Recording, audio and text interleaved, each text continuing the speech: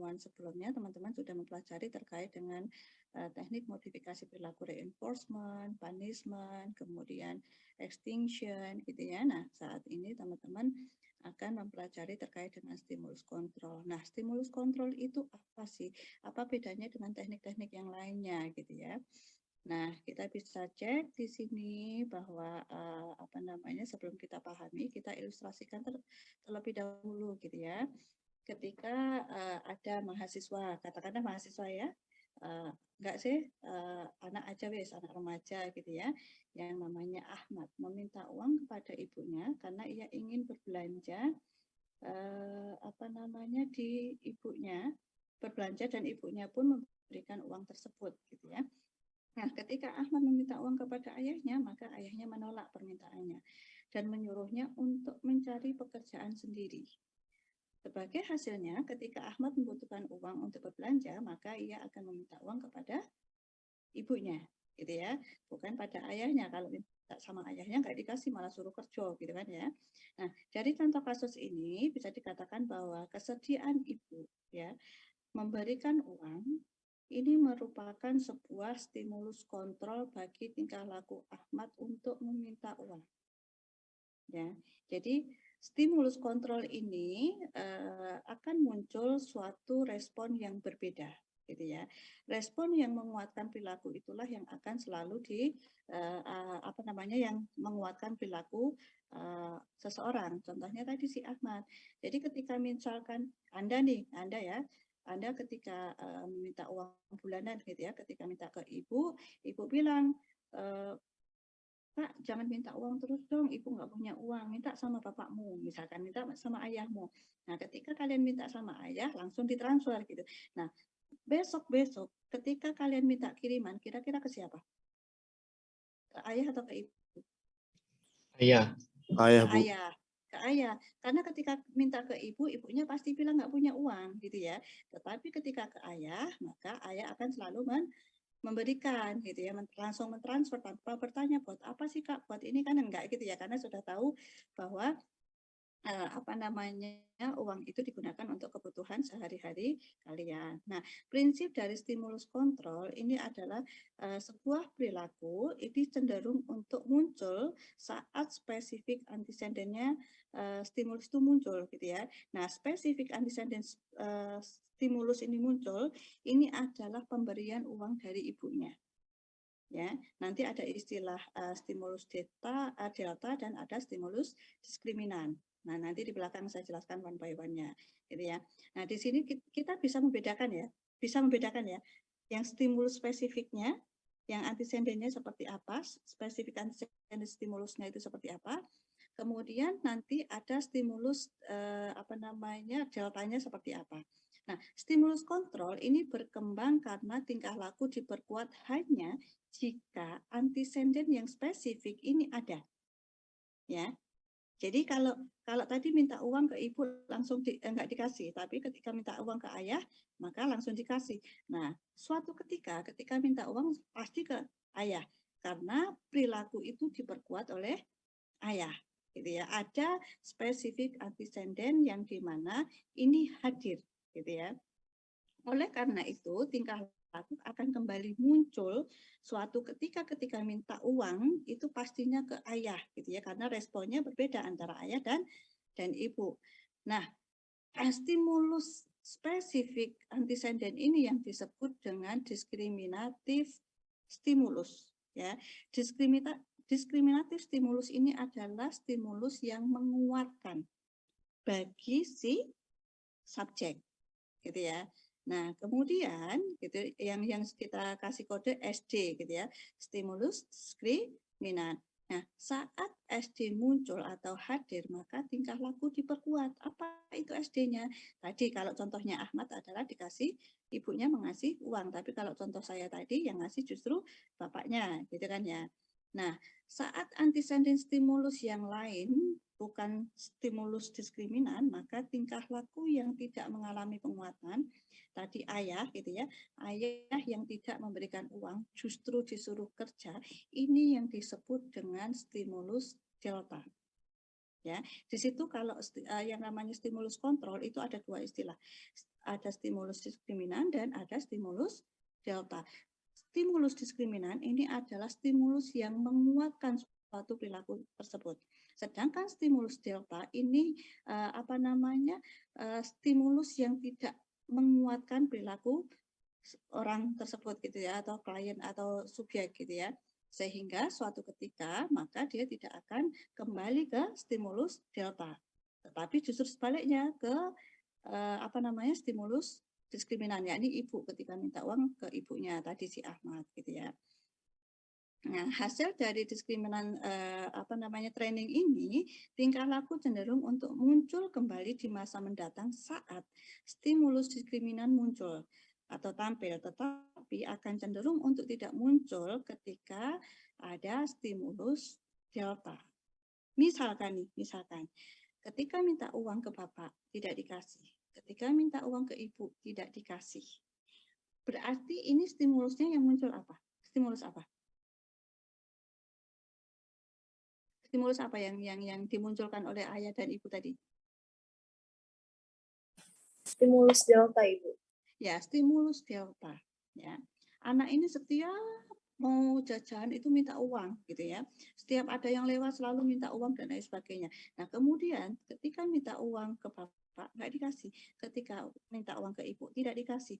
Nah, kemudian stimulus ini yang muncul adalah stimulus delta, di mana stimulus delta ini adalah stimulus yang tidak menguatkan suatu perilaku, ya, sehingga suatu ketika ketika ada makanan lewat maka dia tidak berani minta uang lagi, karena pasti bahwa minta uang ke bapak nggak dikasih, minta uang ke ibu juga tidak dikasih.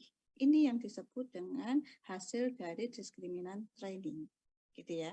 Ya, jadi misalkan nih anak yang impulsif buying gitu ya, setiap ada jajanan atau mainan lewat atau makanan lewat di depan rumah selalu minta gitu ya, selalu minta. Yang biasanya memberikan stimulus diskriminan adalah ibu, misalkan, mama ini ada es krim, kasihlah uang, mama ini ada cilok, kasihlah uang, mama ini ada mainan apalah gitu ya, kasihlah uang. Nah, karena ini sudah saking impulsif buying-nya ya, nggak bisa mengontrol, jadi semua yang lewat itu minta dibelikan. Akhirnya kan ini perilakunya menjadi perilaku yang maladaptif gitu ya, mau diubah nih supaya menjadi perilaku yang adaptif. Gimana caranya? Oh, menggunakan dengan stimulus kontrol dengan penerapan dari diskriminan training ini sendiri gitu ya. Nah, ketika penerapan ini sudah dilaksanakan, nah anak ini ketika minta uang ke orang tuanya untuk membeli jajan, ternyata nggak dikasih. 2 kali nggak dikasih lagi. 3 kali nggak dikasih kali. Selanjutnya dia tidak akan meminta ke orang tuanya lagi, karena dia udah tahu pasti nggak akan dikasih atau diberikan, gitu ya. Oke, selanjutnya di sini sudah dipahami ya bahwa di dalam stimulus kontrol ini pasti muncul yang namanya yang awalnya ada muncul stimulus diskriminan, maka akan menguatkan suatu perilaku. Perilaku itu akan terus-menerus gitu ya. Kalau misalkan stimulus diskriminan yang selalu ditampilkan, tetapi ketika yang ditampilkan adalah stimulus delta, maka perilaku yang maladaptif ini akan semakin lama akan semakin berkurang gitu ya. Ini adalah rumusnya gitu ya. Jadi kalau yang dimunculkan adalah stimulus delta, maka responnya adalah reinforcing stimulus gitu ya. Jadi seakan-akan diberi sebuah penguat gitu ya, terus-terusan minta. Tetapi ketika yang dimunculkan ada stimulus delta, maka responnya adalah punishing stimulus, seakan-akan dihukum, jadi nggak dikasih hal yang disukai atau yang diminta oleh si subjek itu sendiri. Oke, sampai di sini sangat simpel. Saya berusaha untuk menyampaikan hal-hal ini yang sangat simpel, yang mudah dipahami oleh kalian. Ini adalah konsep dari stimulus kontrol. Sampai di sini ada pertanyaan sebelum saya lanjut ke token.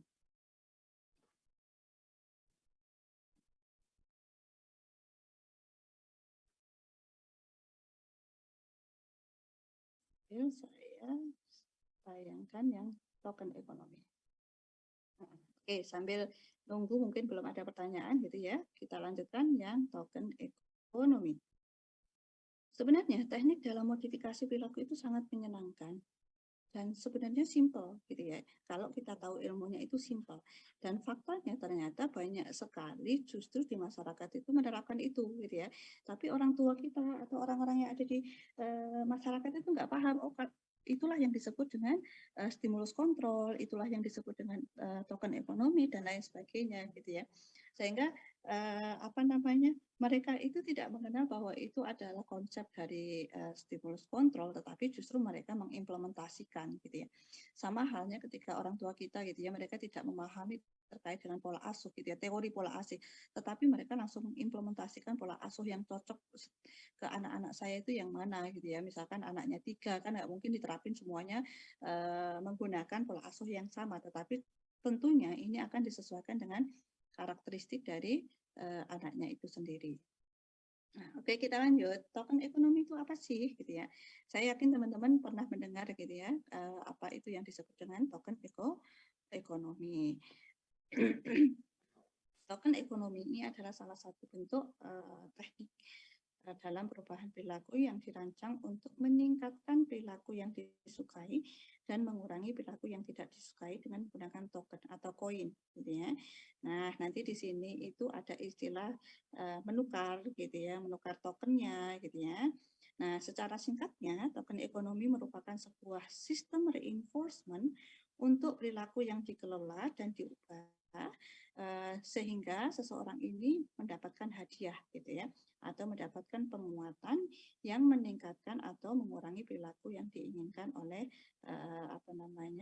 motivator itu sendiri gitu ya, sesuai dengan perjanjian awal gitu ya. Misalkan yang ingin dikurangin apa gitu ya, yang ingin ditingkatkan perilaku apa.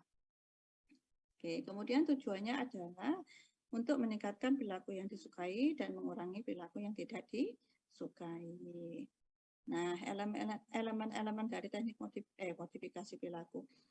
Token ekonomi ini adalah yang pertama wajib ada yang disebut dengan token. Token itu apa? Suatu barang yang tidak dapat ditiru, menarik, dan mudah dibawa. Contohnya apa? Contohnya stiker. Stiker pernah ya teman-teman waktu mungkin adiknya gitu ya, adik kalian gitu ya, yang mendapatkan stiker Anda hebat, Anda luar biasa, amazing gitu ya, yang dimana stiker-stiker itu tidak bisa kita tidak bisa kita beli, entah itu di Royal ATK atau di toko-toko secara bebas gitu ya. Jadi token itu harus dibuat secara menarik satu dan tidak mudah ditiru gitu ya. Kemudian kejelasan pendefinisian target perilaku. Nah, ini artinya adalah perubahan perilaku apa yang ingin diubah, targetnya apa, itu harus sudah jelas terlebih dahulu gitu ya. Terus kemudian prosedurnya seperti apa, tahapannya, implementasinya, dan lain sebagainya, itu harus sudah disiapkan terlebih dahulu. Karena token ekonomi ini prosedurnya cenderung lebih lama. Kemudian yang ketiga, wajib ada yang disebut dengan backup reinforcer. Nah, backup reinforcer ini nantinya yang akan menjadi barang penukar dari token gitu ya. Tokennya nanti kalian punya aturan nih, ketika misalkan token ini bisa ditukar dengan barang yang berharga ketika token ini sudah berkumpul berapa gitu ya jumlahnya. Nah, ini nanti ada kesepakatan, ada informasi dari kalian ke subjek gitu ya. Nah, backup reinforcer ini harus disesuaikan gitu ya, disesuaikan dengan kebutuhan dari subjek. Jadi jangan menentukan sendiri. Misalkan backup reinforcernya adalah coklat misalkan, kemudian tas, kemudian buku dan lain sebagainya. Nah, tetapi ketika kita terapkan itu kepada subjek, ternyata subjek nggak boleh makan coklat gitu kan. Nah, itu kan justru tidak memberikan sebuah motivasi kepada subjek untuk mengumpulkan tokennya gitu ya. Ngapain saya susah payah untuk mendapatkan coklat, orang coklat nggak boleh saya makan kan gitu ya. Nah, ini yang dimana bahwa dalam menentukan BKP enforcer ini harus tahu terlebih dahulu kebutuhan dari si anak. Misalkan anak pengen banget nih, atau sebaliknya malahan coklat ini adalah makanan istimewa bagi dia. Karena kalau dia hanya diperkenankan makan coklat ketika sudah betul-betul berusaha atau mencapai sesuatu yang sangat luar biasa, karena coklat ini bagi dia tidak diperkenankan boleh hanya sesekali gitu ya, sehingga melihat coklat itu seakan-akan melihat suatu barang yang sangat sangat sangat berharga gitu ya. Nah ini keberhargaan, keistimewaan backup reinforcer ini tentunya berbeda-beda antara individu satu dengan individu yang lain. Sehingga kita tidak bisa memukul rata bahwa backup reinforcer yang cocok adalah A, B, C maupun D. No. Jadi kita untuk menentukan backup reinforcer harus tahu terlebih dahulu. Kira-kira kamu pengen mendapatkan hadiah apa sih, Dek? Misalkan, Adik pengen apa nih? Misalkan, pengen sepatu kakak karena sepatu saya sudah rusak dan lain sebagainya. Nah, perlu saya informasikan bahwa kelemahan dari token ekonomi ini adalah membutuhkan dana yang cukup besar, gitu ya. Kalau yang lainnya mungkin tidak terlalu butuh dana besar, gitu ya. Di mana dalam membuat token ini juga membutuhkan materi, gitu ya. Kemudian backup reinforce-nya juga membutuhkan materi, bank tokennya pun membutuhkan materi untuk membuat bank token, gitu ya. Nah, kalau Anda kreatif, mau tanpa materi, ya enggak apa-apa, terserah aja gitu ya. Tetapi memang pada prinsipnya bahwa token ekonomi ini cenderung lebih membutuhkan materi lebih banyak dibandingkan teknik-teknik yang lainnya. Oke, selanjutnya adalah sistem penukaran token. Nah, sistem penukaran token ini harus dijelaskan terlebih dahulu, gitu ya. Kemudian nilai dari token itu seperti apa? Misalkan satu token itu akan bernilai berapa dan lain sebagainya. Nah, token ini bisa ditukar ketika sudah mengumpul berapa. Misalkan kalau sudah mengumpul 5 akan mendapatkan coklat, mengumpul 10 akan mendapatkan paket buku, mengumpulkan 20 token akan mendapatkan paket misalkan tas dan buku misalkan. Nah, ini harus dijelaskan sejak awal gitu ya, sehingga motivasi untuk mengubah perilakunya si subjek ini sejak awal gitu ya. Jadi udah tahu yang ingin saya capai adalah hadiah A atau hadiah B atau hadiah C gitu ya. Kemudian suatu sistem perekaman data, sistem rekam jejak dalam proses pre dan post test intervensi. Nah, ini bisa diberikan sebuah kuesioner ataupun skala gitu ya, alat ukur yang dimana bahwa untuk melihat efektivitas dari pemberian perilaku terkait dengan perubahan perilakunya ini terkait dengan token ekonomi apakah efektif atau tidaknya gitu ya. Nah, itu diukur dari mana? Dari kuesioner ataupun skala yang kalian berikan gitu ya. Nah, kalau misalkan dalam praktikum ini apakah perlu memberikan skala gitu ya? Nggak usah, nggak apa-apa. Yang terpenting bagi saya itu adalah tahapan implementasi kalian melaksanakan teknik modifikasi ini sudah benar atau belum. Saya tidak melihat hasilnya. Kalau hasil nanti dilihat yang terakhir aja gitu ya. Kalau hasilnya bagus, alhamdulillah. Kalau nggak bagus, nanti kan itu menjadi sebuah proses pembelajaran dan evaluasi bagi kita bersama gitu ya. Sehingga kedepannya nanti ketika Anda sudah menjadi sarjana psikologi atau misalkan Anda nanti menjadi seorang psikolog gitu ya, memberikan perubahan perilaku, kemarin pada saat latihan ini kurangnya ini, maka saya harus memberikan sebuah perhatian terhadap ini supaya hasilnya bisa maksimal, misalkan seperti itu. Nah, kemudian konsistensi sistem token ekonomi itu sendiri. Jadi jangan hanya sekali aja muncul 5, terus habis itu nggak ada lagi ketika sudah, Kak, ini saya sudah tokennya ngumpul 10, sudah nggak berlaku. Bukan seperti itu, tetapi harus dijelaskan lamanya atau durasi implementasi dari token ekonomi ini berapa lama. Sehingga harus konsisten. Jadi kalau belum selesai ya jangan bilang enggak gitu ya. Jadi tiba-tiba harusnya 3 bulan, terus baru berjalan 1,5 bulan, terus anaknya ini misalkan si subjeknya ini mau menukarkan token, terus tiba-tiba Anda mengatakan sudah nggak berlaku deh gitu. Padahal perjanjian awalnya 3 bulan. Jadi harus konsisten dalam perubahan suatu perilaku. Nah, ini kelebihan dan kekurangan dari token ekonomi itu sendiri. Kekurangannya tadi ya, biaya yang cukup banyak, materi yang cukup banyak dibandingkan dengan teknik-teknik yang lainnya gitu ya. Kelebihannya adalah perilaku yang diinginkan segera mendapatkan penghargaan, gitu ya. Meskipun penghargaannya itu tidak berupa reinforcer, tetapi poin, gitu ya, tetapi token, gitu ya. Nah, kemudian resiko terhadap hukuman juga sangat kecil karena di situ ketika tidak mendapatkan token juga tidak akan mendapatkan punishment, gitu ya.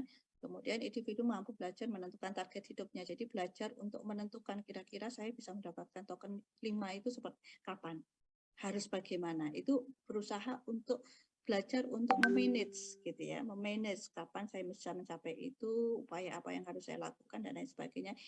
Ini adalah kelebihan dari token ekonomi. Kemudian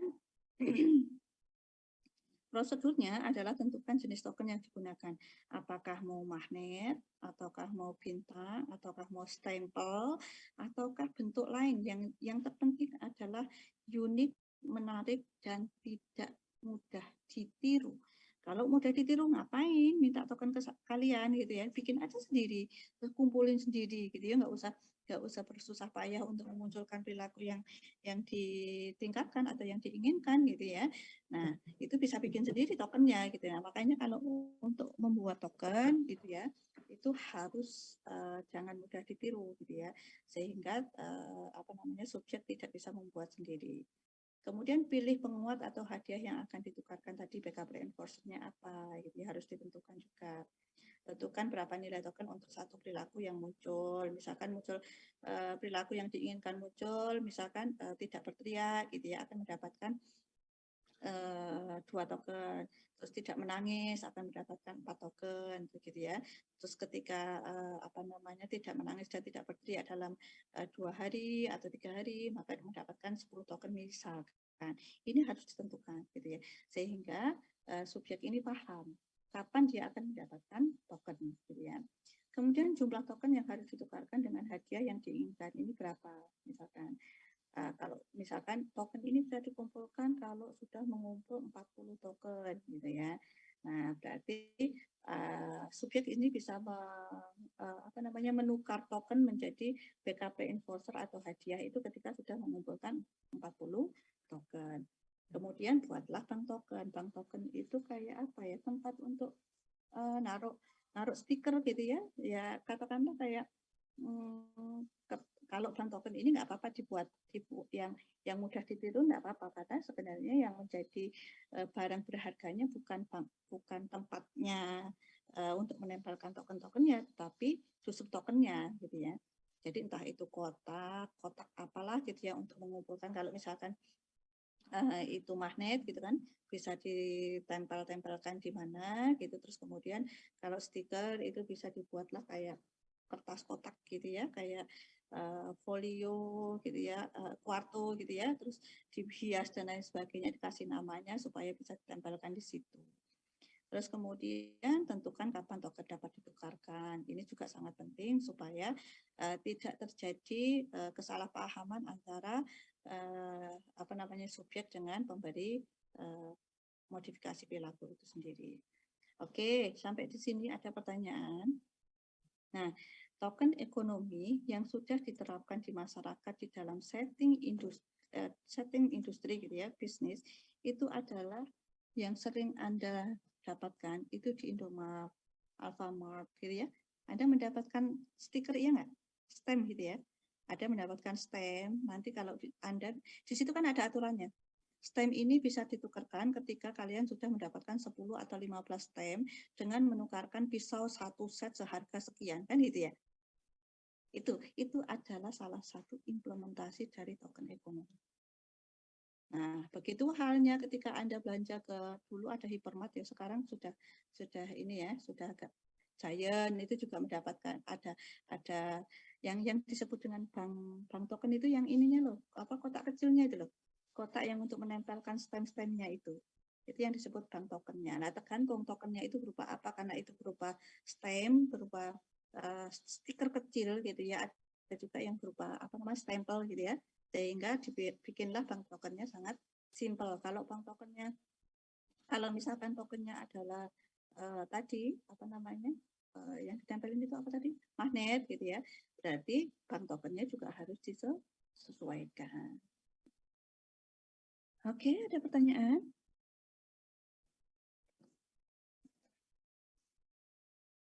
Ada pertanyaan?